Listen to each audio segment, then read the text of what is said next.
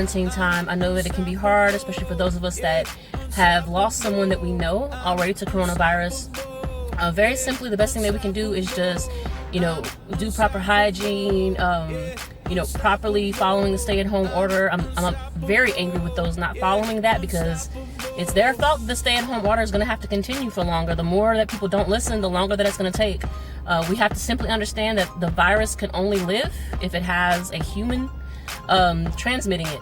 So we have the power in the situation, but it's going to take everybody actually following the stay-at-home orders and just staying indoors and just, taking proper precautions. And when you go out into the community, when you get back in the house, the best thing you can do is take off your outside clothes, put on some other clothes, put those clothes directly into the dirty clothes hamper, simply because the virus does live on fabric, and you don't want somebody you care about hugging you and possibly contracting that virus. So you see the clothes that I got on right now, as soon as I get in, I'm changing this, because I don't want to expose anyone else to what I may have gone when I went to the store just now to get a few things.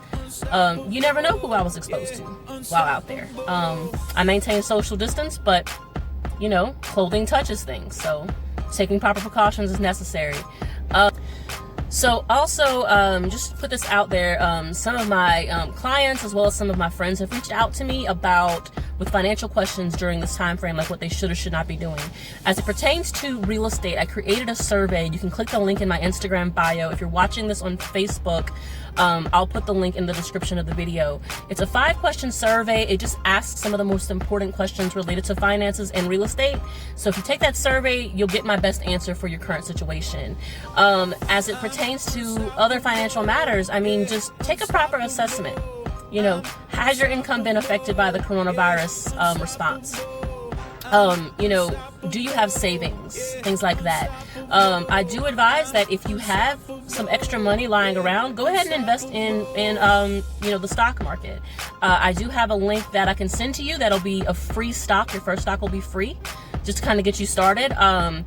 I own probably I forget. I know I have 12 different stocks, but I have multiples of some of them. And the stocks that I buy low-cost stocks, especially right now, because the stock market prices are so incredibly low. And you can get some really good stock, including things like Ford for $4, Ford stock. Halliburton is now, I think, $7 or something like that. I've got, there's a cannabis company that before the coronavirus issue took place or started, their stock was going higher, and it was a newer company, and their stock was going higher. I ended up buying a lot of those because it's one of those that's been hit the hardest. It dropped exceedingly low. But it's one of those things that after the stay-at-home order is done, after when the economy starts to get back to normal, all of these stocks are going to increase in value. So, it's a shame that we're in this situation, but if you want to make some money this year, I do suggest that, hey, go ahead and put any excess money, not the money you need, excess money, buy up some stocks. So imagine that you put in $100 into the stock market as it is right now. Most of these stocks, if not all of these stocks, are going to increase in value after the coronavirus response is done. And so at that point, you can sell some of them and make a profit, and it's going to be different depending on the company. But I do advise people to do that. If you have any other questions related to stock investing, like which one should you buy, I do have a blog where I listed some of the best. The ones that I like are the dividend stocks, because dividend stocks will pay you every quarter or every year. Some of them pay monthly, but the ones that pay monthly usually pay less. But it's just extra money in your pocket. You're buying a stock, and then it's like a savings account, except it pays you directly. You directly get a check deposited into your checking account. It's really great. I like it. Great passive income.